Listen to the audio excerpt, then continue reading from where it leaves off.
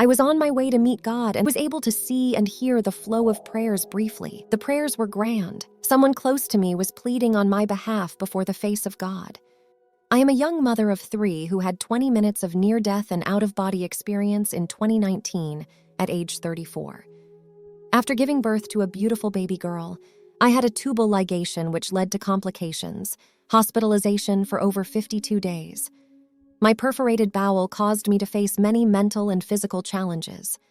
The value of telling my unique story is a therapeutic way for me to connect, motivate, and become a resource of hope to others who may be going through something similar. My story is not for me to keep. It's purposely destined to be shared with the world. At age 16, 32, and 33, I've been resilient in bringing a new life into the world without delivery complications. My health never declined, and like always, I would bounce back to being active like jumping out of airplanes, climbing mountains, traveling, and just living my best life with princesses. I had plans on returning to my dream job at the Arkansas Heart Hospital and continuing my studies earning my Bachelor of Science in Health Information Technology at the University of Arkansas for Medical Sciences. However, this last time around, after giving birth, changed my life forever. My newborn was sent home to her next of kin for up to 6 months.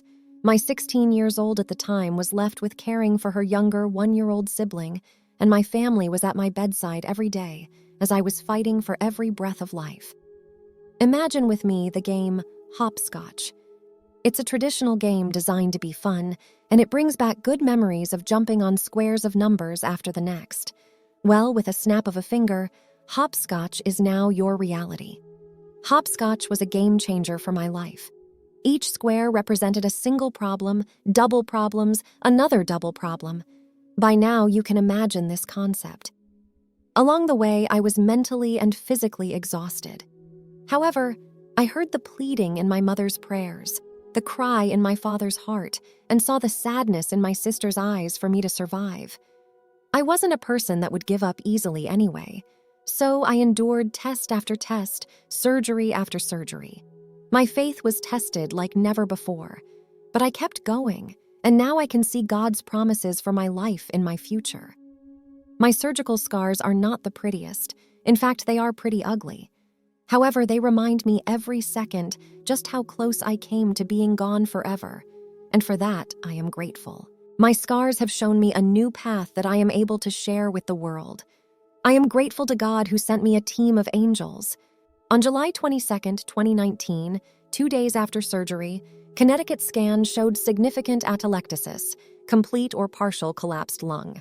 On July 23, 2019, the abdominal X-ray showed a large amount of fecal material in my right colon, as well as colonic ileus, intestinal obstruction, along with intraperitoneal free air, indicating perforation. An NG tube was placed in my nostrils for feeding, and for gastric decomposition, NG tube procedure was extremely painful, very uncomfortable, and I declined the placement of another NG tube down the line. I made it to July 26, 2019, exactly 6 days after surgery with signs of life-threatening illnesses and infections. I kept complaining that I was hot. My family was getting worried because the room temp was extremely cold. I laid directly beside the air vent and still not cooling off. Deep inside, I was burning up. A match was lit inside of me, and the heat was spreading like a wildfire, suffocating my bones and my organs. Everyone was puzzled, except my sister. With her medical knowledge, she recommended that the doctors look into signs of an infection. Honestly, I wasn't going to make it to see dawn. I was on the verge of death. My mama was my advocate. My signs and symptoms were going to be followed up in the morning, but my mom was persistent, firm, and strong with getting me help that night. The doctors ran a CT abdomen and pelvis with contrast, which showed increased fluid and air concerning perforation. General surgery was consulted, and I went into emergency exploratory surgery right away. During the exploratory surgery, once my abdomen was opened, the surgeon noticed a return of free air and a large amount of succus, juice, a little over 3.5 liters. She noticed that my bowels were pretty poor in shape with a fair amount of exudate, fluid. Further exploring my abdomen, she discovered a 0. 5 centimeters bowel injury that happened during the tubal ligation on July 20th, 2019. She also found several interloop abscesses. The surgeon was able to remove the abscesses and rinse out my intestine, thoroughly checking for additional punctures. A wound vac was placed in the incision due to high risks of infection, and 2 drains were inserted. The left drain was placed in my pelvic behind my enlarged uterus, and the right drain was placed within my small bowel. I was sent to PACU for treatment. Cultures revealed I had 3 life-threatening infections: Klebsiella oxytoca, Streptococcus aeruginosus, and Enterococcus hyrae. Unfortunately, these infections were left untreated for days and had entered my bloodstream and began to attack my organs. I became septic. The smell and tastes from my bowel coming out my mouth were toxic. On my 34th birthday, August 16, 2019, still in ICU, I was diagnosed with acute hypoxic respiratory failure, acute renal failure, and congestive heart failure with an EF of 10 to 15% blood pumping to my heart. I also developed anemia and had a scary episode of epistaxis, nosebleeds. According to the nurse, I bled quite a bit and received 2 blood transfusions on August 29, 2019 and September 3, 2019. My health continued to decline. Chest x-rays showed bilateral pulmonary infiltrates versus edema, basically pneumonia, in both of my lungs. Gosh, I just knew the pneumonia was going to take me out. I was on several antibiotics and remained on BiPAP for increased oxygen. I found the strength to walk little by little with assistance, and I was constantly being repositioned by nurses on the hour to reverse the pneumonia, as well as to take the pressure off my bed sores and back pain. 3 days later, the pneumonia in both my lungs subsided. One doctor reported that I seemed over-medicated. He was probably right. I was given anything to ease my pain and suffering, such as morphine, oxycodone, Percocet, just to name a few. These medications were a lifesaver, especially when it was time to change out the wound vac on my abdomen and dressing. I will never forget how my flesh smelt and the sight of being able to see deeply into my abdomen. The moment that changed my life forever. On August 28, 2019, the day before discharge was a typical day. A nice visit from my sister. She stopped by to see me on her way home from work. My sister is a hospice aide future LPN, and my mother is a hard-working housekeeper, so I had the best services of both worlds with lots of love and support. My sister and I laughed, watched TV, sang praise and worship songs. I was overjoyed with excitement of going home tomorrow. She left me with, "See you later, I love you, sis. I'll pick you up in the morning." I started to miss her company right away, and I was back to being restless and staring at the clock. Ironically, it seems the more I stared at the clock, the quicker time went by. Then, with utter surprise, a team of doctors and nurses rushed into my room like it was a state of an emergency. They were prompted stat by the heart monitoring team to get to me fast. When they entered my room, I was conscious, and the doctor asked me how I was feeling. Before I could respond, my heart stopped, and I went into a VT cardiac arrest. My spirit instantaneously left my body, and I could feel myself leaving the weight of my physical body. Briefly, I was able to hear the cry for help, code blue, and was able to see the operations that were going on to save my life. I had no sense of pain, so I didn't feel the CPR that broke my ribs or the 5 electrical shocks to my heart. It was like I was in a deep, peaceful sleep, almost like Sleeping Beauty. An awareness came to my mind. My body is there in reference to the hospital bed, but I am here in the knowledge that I was in a far separate place than my physical body. An awareness came to my mind, and with complete shock and fear, I said to myself, "Oh no, I just died. I didn't mean to die." Swiftly, a calmness came over me like a soft and gentle, comfy blanket. I felt reassured that I was going to be okay. I felt like I just gained some superpowers.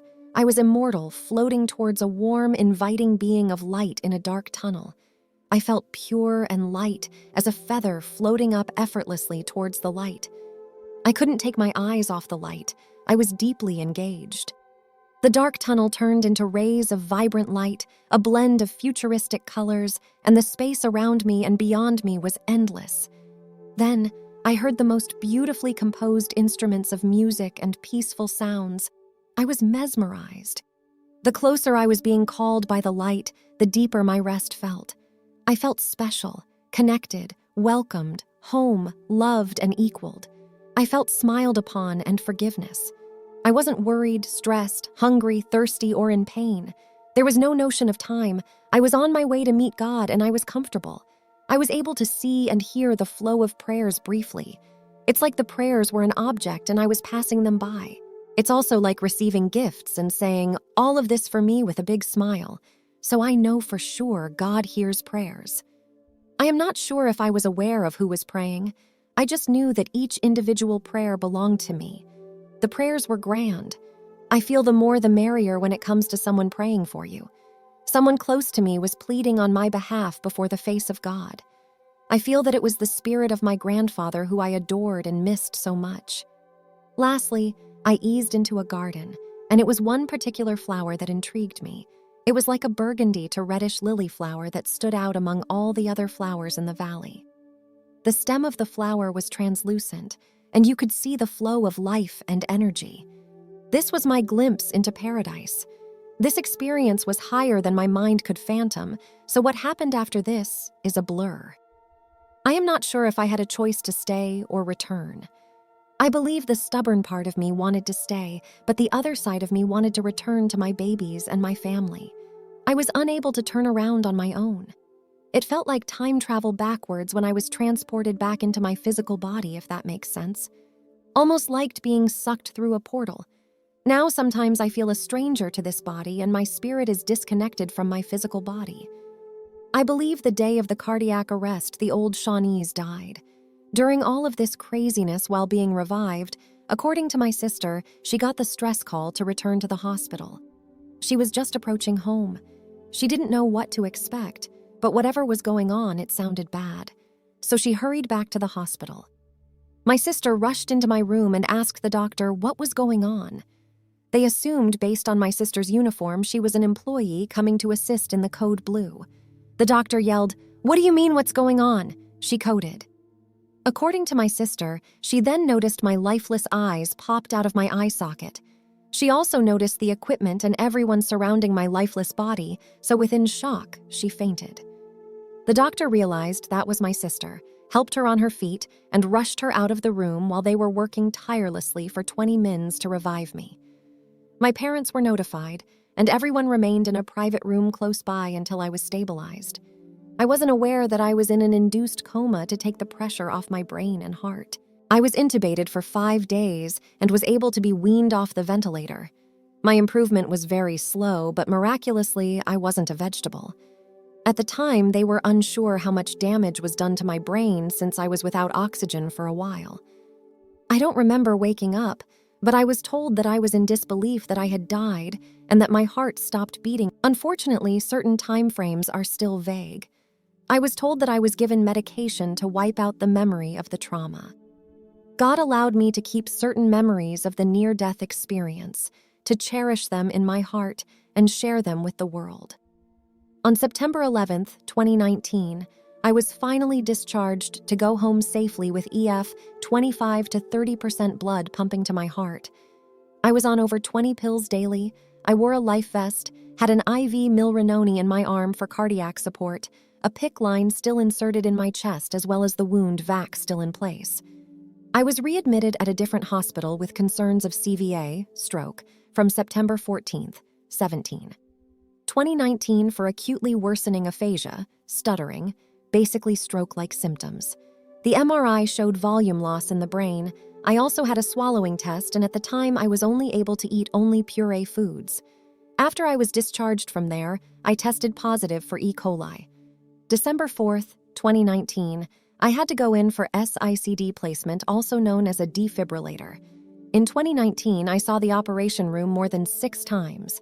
Tubal ligation, exploratory laparotomy to repair small bowel injury, drainage of intra-abdominal abscess and drainage placement X2, wound vac placement to incision. Abscessogram X4, EGD, PICC line placement had undergone multiple drain placements in my pelvis, and ICD. It wasn't until a year later that I had remembrance of my out-of-body experience and near-death experience. I didn't even know that the term near-death experience even existed. Fast forward until now, I was diagnosed with PTSD, which triggered those reoccurrence memories and feelings. I am terrified of hospitals, needles, and operating rooms. I overcame stroke-like symptoms due to subsequent brain injury, drooling of the mouth, tremors of upper and lower extremities while conscious. Overcame slurred speech, difficulty swallowing and walking. My bowels began to respond to treatment and slowly began to function normally. But I suffered loss of memory. I had loss of independence. I felt depressed, loss of pleasure, felt powerlessness, anxiety, fear of going to sleep, hair loss due to meds. I have my up days and I have my down days. With all of this going on, I graduated from cardiac rehab 2020 from the heart hospital where I previously worked and changed my daily diet. This gave me a sense of accomplishment. My recovery is followed by a heart transplant specialist. Life is just a series of moments, and the spirit is just passing through. Our spirit doesn't belong here, it belongs with God. I get that more now than before. So now I stopped holding on to temporary things. Everything has its season. Most days I feel inspired by my near-death and out-of-body experience. It's very hard to adjust once you get to know or meet your inner spirit outside your physical body. It's been 2 years, and I am still trying to process it. CHF doesn't define me even though I take a lot of daily pills. I want to spend each moment with my children and inspire others. Love is the key to eternity. That does it for today's video. Let me know what you thought about it in the comment below.